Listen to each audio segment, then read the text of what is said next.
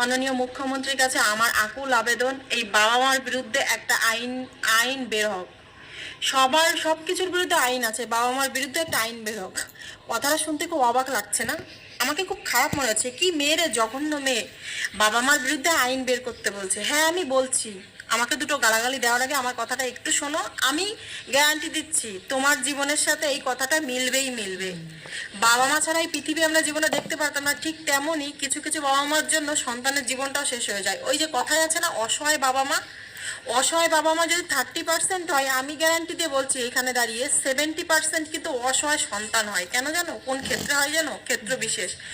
যখন কোনো বাবা মার একের অধিক সন্তান থাকে এবং তাদের যখন বিয়ে হয়ে যায়, তখনই শুরু হয় প্রতিটা ফ্যামিলিতে রাজনীতি দেখেছো কি?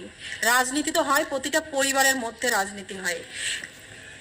যে কোনো অন্য সন্তান তার বাবা মাকে কুবুদ্ধি দিয়ে, কুপরামর্শ দিয়ে, বিভিন্নভাবে তাকে টেকনিক্যালি ভালোভাবে তার ব্রেন ওয়াশ করে অন্য সন্তানকে কিভাবে সম্পত্তি থেকে বঞ্চিত করবে, কিভাবে তাকে সব কিছু থেকে বঞ্চিত করবে, এই রাজনীতি অনবরত চলতে থাকে।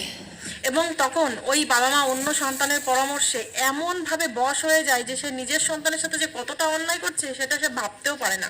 হ্যাঁ, এটা হচ্ছে প্রতিটা ঘরেই হচ্ছে। হয়তো কি যাদের একটা সন্তান তাদের হয়তো হয় না, কিন্তু একের অধিক সন্তান থাকলেই সেখানে এই রাজনীতি চলছে।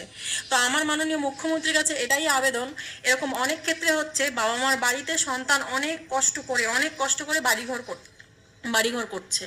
সে লোন তুলে বাড়িঘর করছে, জীবনের সমস্ত সঞ্চয় দিয়ে বাড়িঘর করছে, বা এমন হচ্ছে সে বাড়িঘর করে ফেলেছে, অত সারা জীবন সে লোনটা ইএমআই চলবে তার।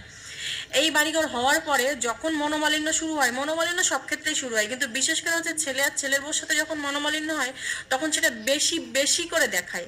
কিন্তু একই মনোমালিন্য যদি মেয়ে জামাইয়ের সাথে হয়, ওটা কিন্তু বাবা মা চেপে রাখে, ওটা নিয়ে কোনো টু শব্দ করে না। এটাই মেইন ফ্যাক্ট। তখন বাবা মা কথায় কথায় হুমকি দেয়, আমার বাড়ি থেকে চলে যা, আমার জায়গা থেকে চলে যা। আর জায়গাটা যদি ওনাদের নামে থাকে, আর বাড়িটা যেহেতু সন্তান করে, সেহেতু ওই বাড়ির উপরে তার কোনো অধিকারই থাকে না। আবার আমি তো কিছুদিন আগে দেখলাম যে ফেসবুকে শিল্পী নামে একটা মেয়ে, ওর স্বামী ডিফেন্সে আছে, অনেক টাকা লোন তুলে বাড়ি করেছে। সেক্ষেত্রে তার ননদ এসে 3 বেলা বাড়িতে সর্দারি করে, যখন সে সেগুলো মেনে নেয় না। কেন মেনে নেবে একটা মেয়ে?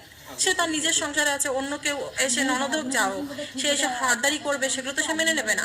যখনই সে মেনে নেয়নি, তখনই বাবা মার একটাই দাবি, এই বাড়িতে তোর বোনেরও অধিকার আছে। তখন ওই ছেলেটা কিন্তু ওই বাড়ি ছেড়ে, ওই রাজপ্রাসাদ ছেড়ে তার এখন শ্বশুর বাড়িতে থাকতে হচ্ছে। দেখলাম এখন কোয়ার্টারে যাবে, অথচ বাড়ির ইএমআই কিন্তু তার অ্যাকাউন্ট থেকে প্রতিনিয়ত কাটছে। তো এরকম কিছু কিছু লিমিটেশন থাকা দরকার। বাবা মা হলেই যে সে সন্তানের জীবন এভাবে নষ্ট করে দেবে, এমন অধিকার তার কখনোই থাকতে পারে না। আবার অনেক বাবা মা আছে, তারা কথায় কথায় হুমকি দেয় যে তোর নামে থানায় গিয়ে কেস করবো, তুই খেতে দিবি না। বেশিরভাগ ক্ষেত্রে এমনই হয়। অনেক সন্তানই আছে, অনেকেই আছে বাবা মাকে খেতে দেয় না, কিন্তু ভাইরে ভাই, আমি বলছি 80% বাবা মাই নিজেরাই তেজ দেখিয়ে সন্তানের সাথে খায় না, না খেয়ে তাকে হুমকি দেয় যে তোর নামে কেস দেবো, তুই আমাকে খেতে দিস না, এসব হুমকি দেয়। তারা যে বাবা মা, এই ফায়দাটা কিন্তু তারা তোলে। আমি সবার ক্ষেত্রে বলবো না, তবে 80% এটাই ঘটে।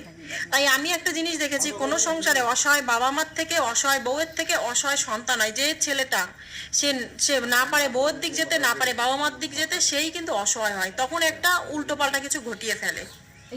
তাই প্রতিটা বাবা মার এমন একটা লিমিটেশন থাকা দরকার যে তারা ইচ্ছে করলেই অন্য সন্তানের দ্বারা প্ররোচিত হয়ে অন্য সন্তানকে ঠকাতে পারবে না। এটা কখনোই হয় না।